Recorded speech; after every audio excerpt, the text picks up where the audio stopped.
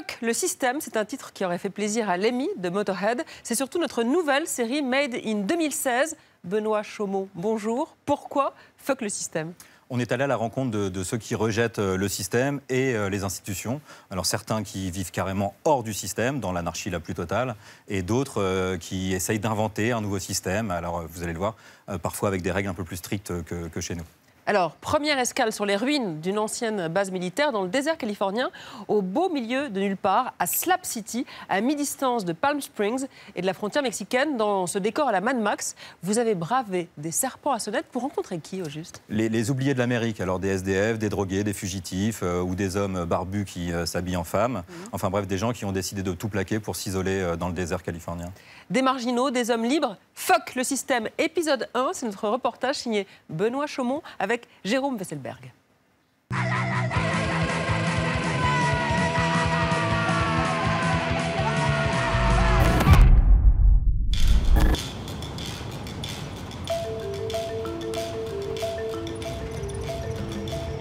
Bon, on est au fin fond du désert californien et c'est en plein milieu de ce no man's land que se trouve Slap City.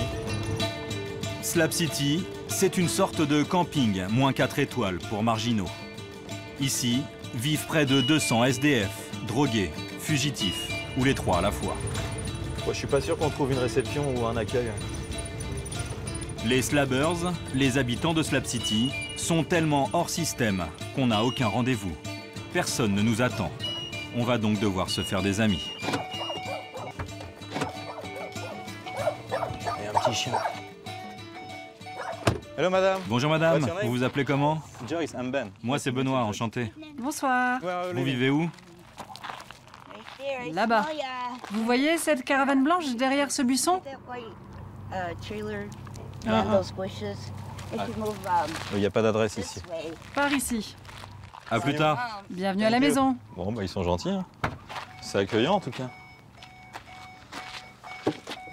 Ah, c'est notre maison pour 4 jours.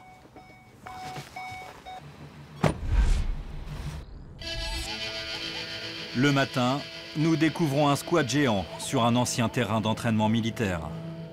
Un décor à la Mad Max. Ici, c'est le règne de l'anarchie et du système D. Pas d'eau courante, pas d'électricité.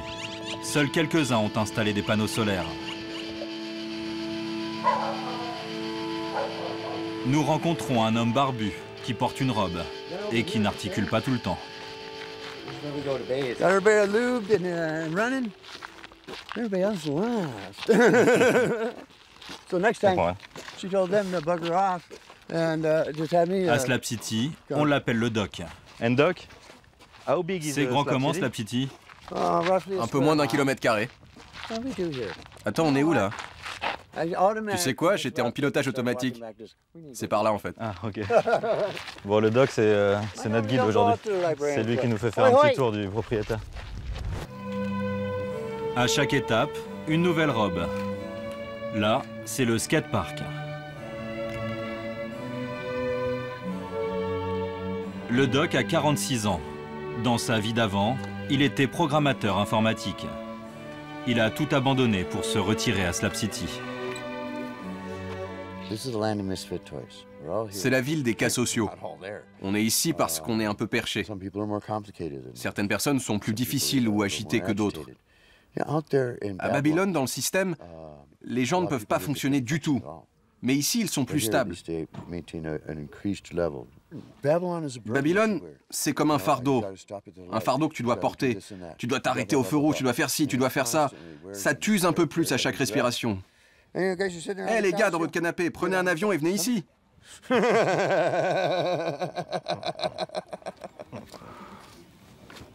Le Doc se débrouille avec 190 $ par mois de coupons d'alimentation de l'État. Il n'a aucun autre revenu.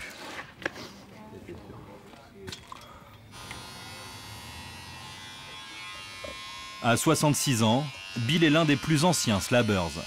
Il est là depuis plus de 16 ans.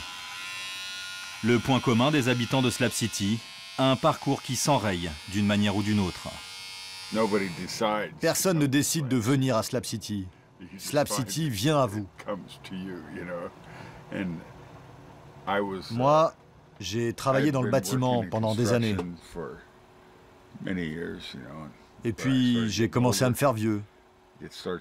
Ça a commencé à être dur de trouver du boulot. Très vite, tu te retrouves à la rue, à vivre dans un van. La police te vire tous les jours, ils te disent « tu peux pas dormir ici, tu peux pas dormir là ». Et après quelques années comme ça, tu dois quitter la ville. Et tu vas où quand tu quittes la ville?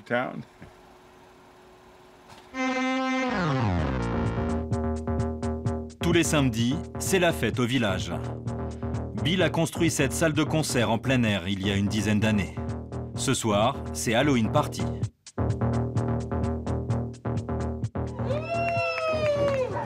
Joyeux Halloween! Bienvenue à la maison!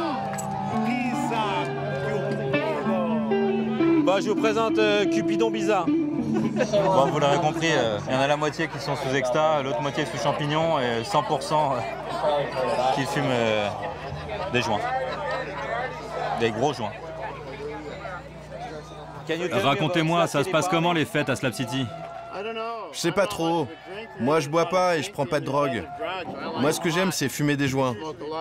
Je fume beaucoup d'herbes. Je m'en fous de la musique. Mais là, c'est marrant, c'est sympa. Il y a beaucoup de drogue ici? Oui, il y a plein de drogues. La plupart en prennent. Le doc avec qui vous étiez tout à l'heure, le barbu en robe, le doc, lui, il en prend pas mal. Vous pouvez acheter du LSD, des champignons hallucinogènes ici. Moi, j'ai essayé une fois, mais j'ai pas aimé. Une consommation illégale aux États-Unis, mais qui n'arrête personne ici. Bah, Woodstock, c'est Euro Disney à côté.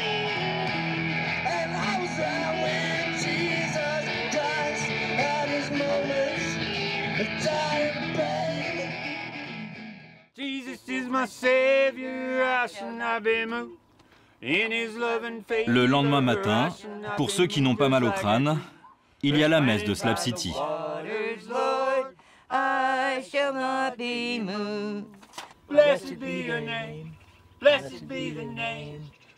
Avec prompteur à l'ancienne et le pasteur Dave, qui n'a pas gobé que des hosties. Vous preniez de la drogue, vous, avant de croire en Dieu? Oh oui. Et même après avoir rencontré Dieu, j'ai pris du LSD et des champignons. Une fois ou deux fois. Mais j'ai trouvé ça chiant par rapport à ma vie dédiée au Christ.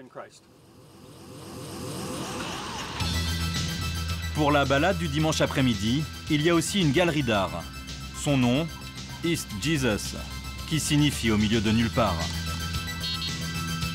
Dans cette sorte de Villa Médicis de Slab City, il y a une dizaine d'artistes en résidence. Tout ce qu'on fait ici, c'est de l'art. On vit art, on mange art, on dort art, on fait de l'art avec l'art. Enfin, vous comprenez. Toutes ces œuvres ont été faites avec des matériaux recyclés. Ça, c'est une maison après un tremblement de terre? C'est plus une maison qui se noie dans la terre. Cette œuvre est géniale. C'est comme un monstre qui sort de la mer et qui s'est formé avec les sacs en plastique qu'on y a jetés.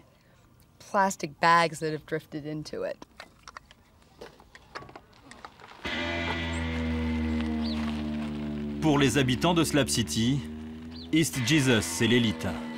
Rares sont les slabbers qui mettent les pieds ici. Pour se détendre, ils préfèrent leur spa, une source d'eau chaude naturelle. Nous y retrouvons le doc qui prend son bain. L'eau est naturellement chauffée. J'ai pas trop envie d'y aller. Je pense que l'eau est un peu sale. Les gens viennent souvent ici? Ah oui, bien sûr. En hiver, les gens viennent ici presque tous les jours pour prendre un bain. Sur le retour, notre camping-car sert de taxi. On s'est fait quelques amis. Ça se passe comme ça à Slab City.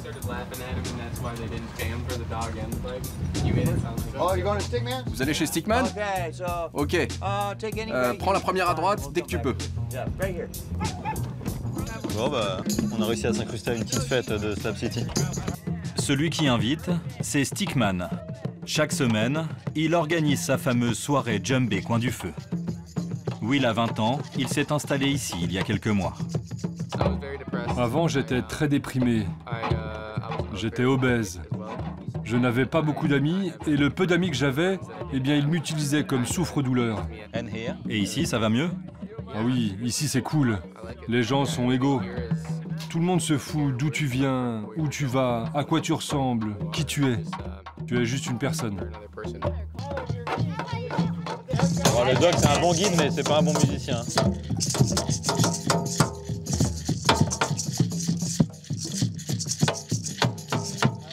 Pour Stickman, la soirée va mal finir. Quelques heures après avoir quitté la fête, nous sommes réveillés par un hélicoptère des pompiers. Qu'est-ce qui s'est passé? C'est un homme qui s'est brûlé. Nous apprendrons le lendemain qu'il s'agissait de Stickman. Bourré, il est tombé dans le feu et sera hospitalisé plusieurs jours. Pour nous, c'est le dernier jour à Slab City. Nous laissons au doc quelques provisions.